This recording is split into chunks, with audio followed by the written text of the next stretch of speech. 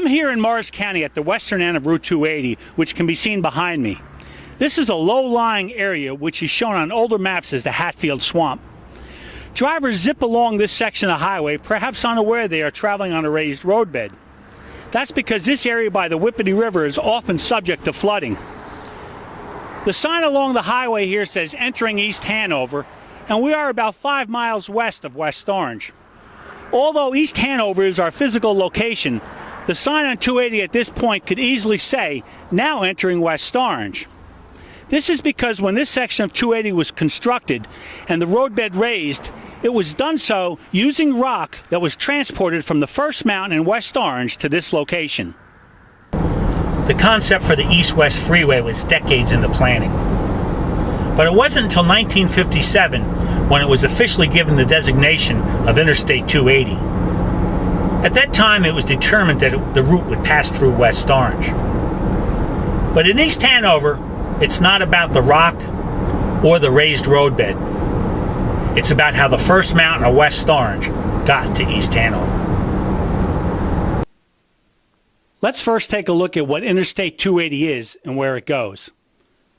In the east is the New Jersey Turnpike, which is part of Interstate 95, which runs from Maine to Florida. In the west is Interstate 80, which is a transcontinental route beginning at the George Washington Bridge on the New Jersey side and running west to the Oakland Bay Bridge in San Francisco Bay. Interstate 280 is a vital 17-mile-long transportation link serving northern New Jersey.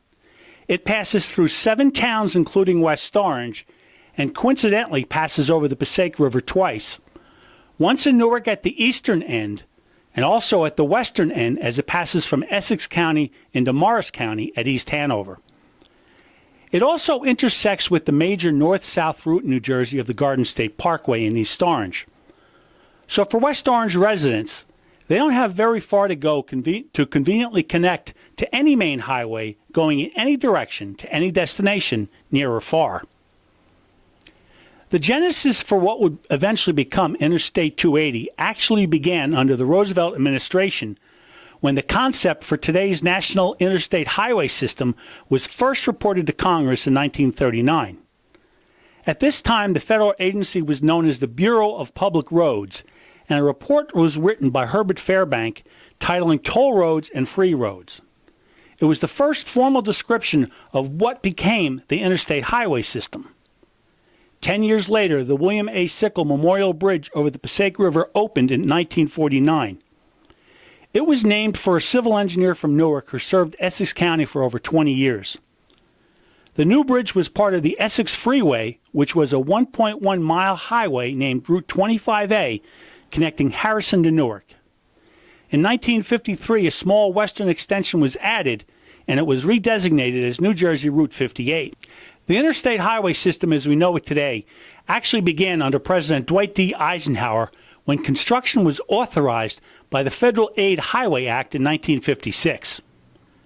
Eisenhower was first influenced by his experiences as a young Army officer crossing the country in 1919 on the Lincoln Highway, which was the first road across America. When Eisenhower was serving as the Supreme Commander of the Allied forces in Europe during World War II, he had gained a deeper appreciation for the need of a highway system in the United States. He had seen how Germany's Autobahn network of limited access highways constructed in the 1930s aided transportation. Eisenhower further saw that it could become a necessary component of a national defense system back home. He recognized such a network of highways as he saw in Germany could provide key transportation routes both in peacetime and for military supplies and rapid troop deployments locally and nationally in the case of an emergency or foreign invasion. The federal government plan under the Eisenhower administration proposed an interstate in New Jersey along the Route 3 corridor previously constructed in the 1930s.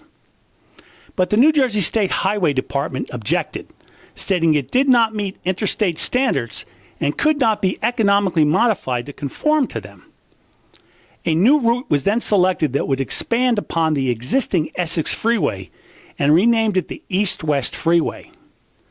This is when Interstate 280 was born, because as I said earlier, It was given the official designation of 280 in 1957. With the official name of the new interstate established in 1957, only the precise route that the new east-west freeway would take remained uncertain.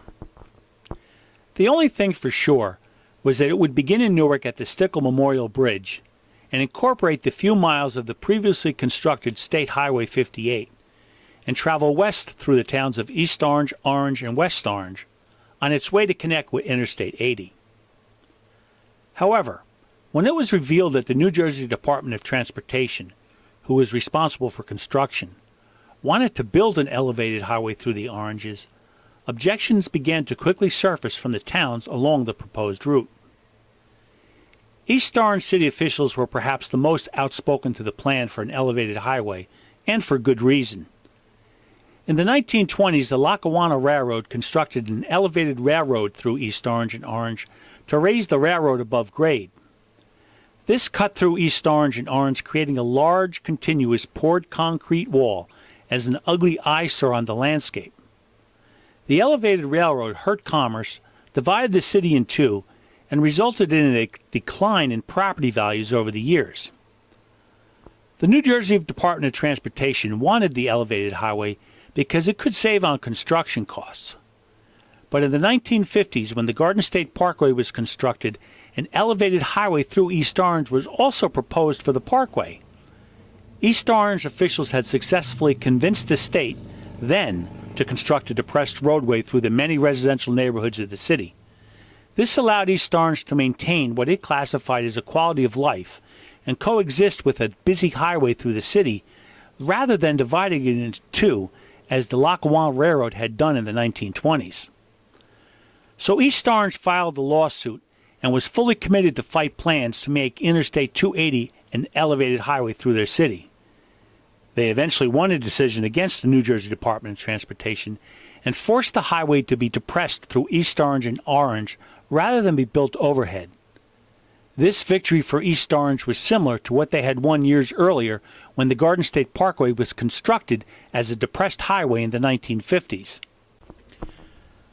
So as the new east-west corridor of Interstate 280 set its sights on expanding west from Newark through East Orange and Orange, the mountains of West Orange stood directly in its path and presented some challenges. A disagreement soon erupted on how to best ascend the first mountain in West Orange. The New Jersey Department of Transportation wanted to build the highway through an open rock cut, and this forced the town of West Orange to wage its own fight against them in their plans.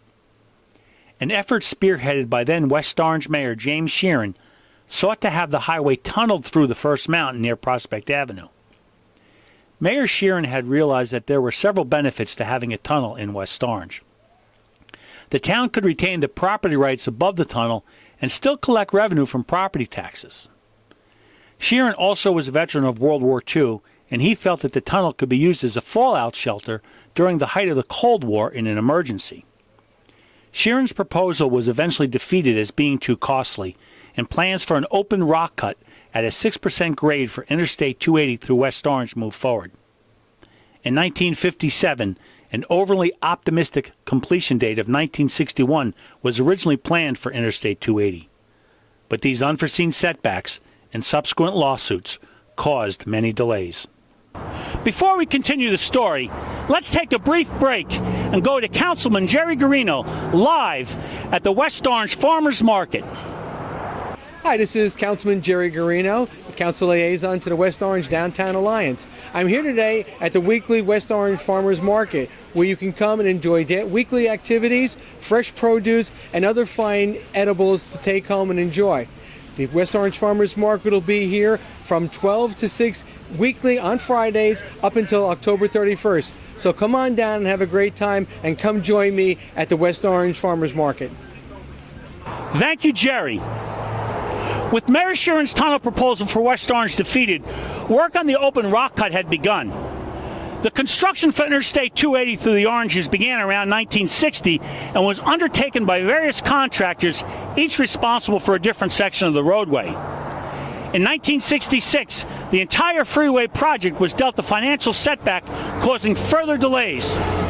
The United States Congress failed to approve the necessary funding for Interstate 280.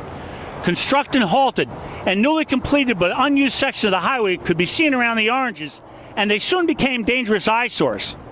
A feeling of bitterness had developed since land taken and cleared for the construction of the freeway had now gone unused. Orange, East Orange, and West Orange had considered a joint legal action against the state to recover lost tax ratables because the completed road sections remained closed and unused. Finally, by 1970, after nearly 4 years of construction sitting idle, new funding had been approved. Then New Jersey Transportation Commissioner John Cole said that completion of Interstate 280 would be given top priority. But still, no date was set for the opening. In June 1972, a key section between the Garden State Parkway in East Orange and Newark eventually opened, but many more sections still remained under construction. In the fall of 1972, Interstate 280 finally reached West Orange when 2 additional miles were completed and opened to Northfield Avenue. Construction on Interstate 280 in West Orange was being done by a Minneapolis, Minnesota contractor named S.J. Groves. They were awarded a contract in 1969, and they were also the contractor for the raised roadbed in East Hanover and Morris County. S.J. Groves, however, was faced with 2 dilemmas regarding construction. One, it was estimated that 1.5 million cubic yards of rock and dirt would be needed to remove to clear the route through the mountain in West Orange. They knew they needed to remove the rock, but they also needed a place to take it. The roadbed through East Hanover and Morris County needed to be built up through a low-lying area subject to frequent flooding. The solution for S.J. Groves was obvious. They simply could dispose of the West Orange rock by taking it and using it as fill for the raised roadbed in Morris County. But not so obvious was the means of transportation by which the rock would get there. In many ways, this is where the most forgotten aspect of the construction of Interstate 280 begins, because moving the mountain from West Orange to East Hanover was no easy task. To remove the rock from the mountain, S.J. Groves used special equipment manufactured by Ingersoll Rand called craw drills. They were situated above the rock and driven by portable air compressors. At first, progress was slow, but the drills could average digging between 400 and 500 feet a day through the rock. This drilling or pre-splitting of the rock allowed blasting to make smooth and uniform cuts, creating the steep incline of cliffs to emerge from the rock cut.